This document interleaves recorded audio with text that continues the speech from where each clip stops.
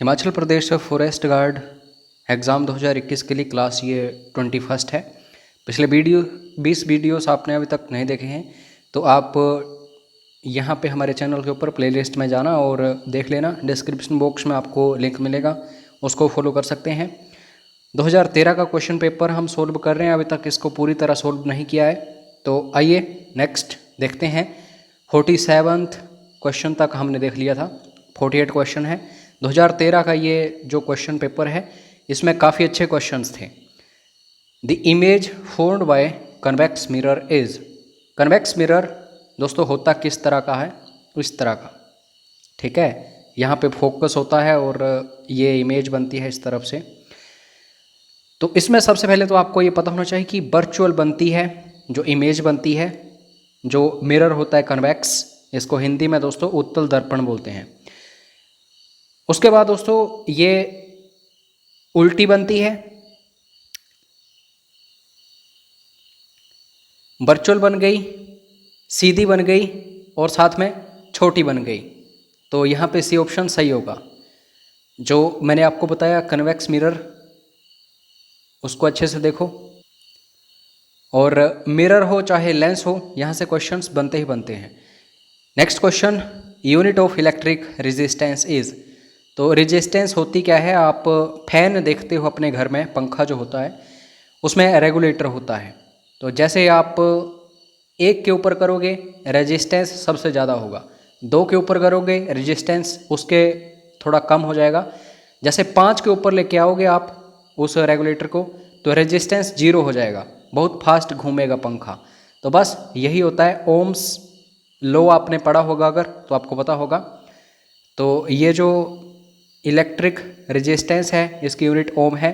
और बाकी ये वोल्ट, वाट, एम्पियर किसकी है ये भी जरूर पढ़ो, यूनिट्स आती ही आती हैं। और कोर्सेज में ये हमने सब कुछ कवर किया हुआ है। तो बस आपको ज्वाइन करना है कोर्स, व्हाट्सएप कर लेना। अगर अच्छे से तैयारी करना चाहते हैं Himachal Pradesh forest guard exam के लिए, स्टडी मटेरियल के लिए कोर्स चाहिए तो वो आप ज्वाइन कर सकते हैं। अगर वीडियो कोर्स चाहिए तो उसके लिए मैसेज कर सकते हैं। टेस्ट सीरीज चाहिए तो उसके लिए मैसेज कर सकते हैं। What type of mirror is used in vehicles for rear view? आप देखते हैं दोस्तों कोई भी गाड़ी है उसके दोनों साइड्स क्या होता है? मिरर होता है ऐसे। तो इस मिरर में क्या होता है, आपको जो भी इमेज दिखाई देती है वो दोस्तों वर्चुअल होती है, सीधी होती है और छोटी होती है। तो ऑब्वियसली ये कौन से मिरर होते हैं? ये दोस्तों कन्वेक्स मिरर होते हैं। तो इसमें सी ऑप्शन सही होगा, उत्तल दर्पण। Area wise smallest state in India. तो आप सभी को पता है जब हम स्मॉलेस्ट स्टेट की बात करते हैं तो वो गोवा होती है हमेशा। तो नन ऑफ दीज इसका सही आंसर होगा। मिस्टर कुलदीप नैयर जो हैं इनका संबंध जो है किस क्षेत्र से है?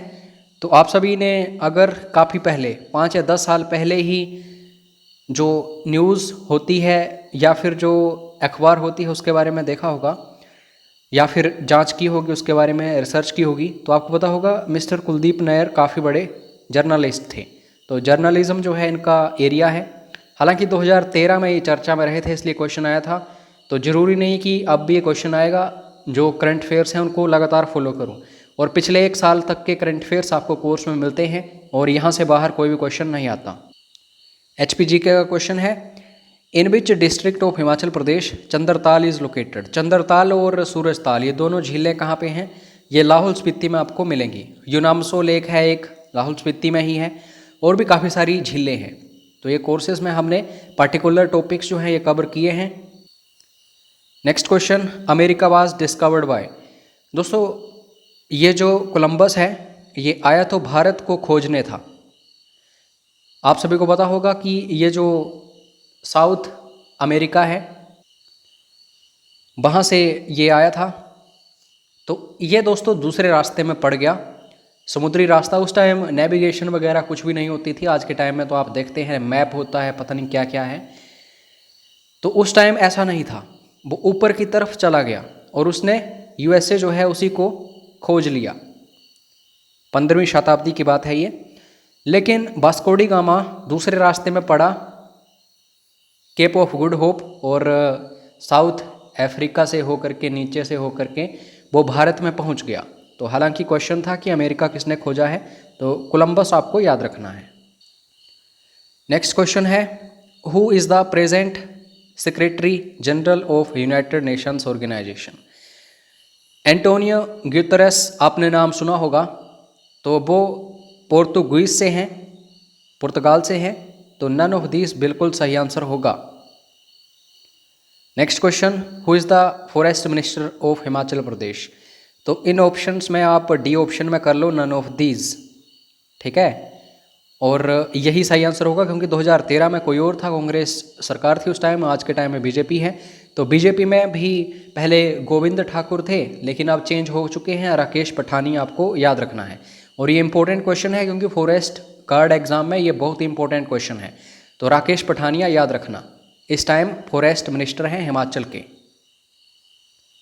Next question, operation flood. Operation flood जो है बर्गिस कुरियन जो हैं उनसे संबंधित है दोस्तों, और मिल्क प्रोडक्शन जो वाइट रेवोल्यूशन है उसमें ऑपरेशन फ्लड जो है इन्वॉल्वड है, तो यहाँ पे बी ऑप्शन जो है ये सही होगा। वन महोत्सव जो है दोस्तों ये 1950 में शुरू हुआ था। वन महोत्सव जो है इसकी स्टार्टिंग किसने की थी, तो ये स्टार्टिंग की थी डॉक्टर के.एम. मुंशी जी ने, एग्रीकल्चर मिनिस्टर थे 1950 में ये, तो सी ऑप्शन बिल्कुल सही है, इंपॉर्टेंट क्वेश्चन है ये भी। और आप सभी को पता होगा जो जंगल हैं उनको इनक्रीज करना इसका उद्देश्य है वन महोत्सव का। Characteristic smell of liquid petroleum gas, LPG की फुल फॉर्म अच्छे से देखना। और एलपीजी में जो बदबू होती है, गंध होती है, वो किसके कारण होती है, वो दोस्तों मरकैप्टो एथेनॉल के कारण होती है, तो सी ऑप्शन यहाँ पे सही होगा। Highest cricket ground is situated at, कहाँ है, हिमाचल में है। हिमाचल में कहाँ है, सोलन में है। सोलन में कहाँ पे है, चैल में है, तो डी ऑप्शन इसका बिल्कुल सही होगा।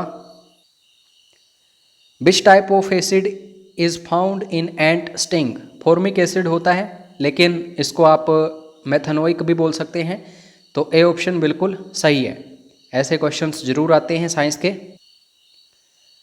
Which of the following is renewable resource, तो वैसे तो अगर वाटर होता, अगर विंड होती ऑप्शंस में तो उसको आप चूज़ कर लेते, लेकिन यहाँ पे ऑप्शंस भी ही नहीं है ऐसे, तो पेट्रोलियम कभी भी नहीं हो सकती।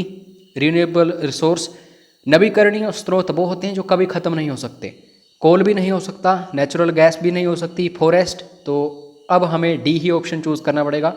फॉरेस्ट में काफ़ी सारी चीज़ें आपको मिल जाती हैं रीन्यूएबल रिसोर्स के तौर पे, तो यहाँ पे डी ऑप्शन सही होगा इन ऑप्शंस के अकॉर्डिंग। नेक्स्ट क्वेश्चन है, अर्थ डे जो है पृथ्वी दिवस हर साल मनाया जाता है दोस्तों 22 अप्रैल को, तो ए ऑप्शन सही है।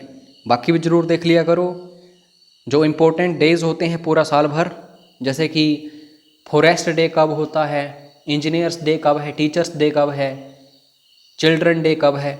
उसके बाद next question, the toxic gas responsible for Bhopal gas tragedy, 1984 में मध्य प्रदेश के भोपाल में मिथाइल आइसोसाइनाइड कंपनी जो है वहाँ पे ये ट्रेजेडी हुई थी। आज भी दोस्तों जो प्रभावित लोग हैं उनके जो बच्चे होते हैं या फिर उस एरिया में जो भी पैदा होते हैं बच्चे, वो भी दोस्तों प्रभावित होते हैं। इतना बड़ा ये दुर्घटना थी उस टाइम की, ठीक है, गैस त्रासदी जो है ये बहुत ही दुखद थी उस टाइम।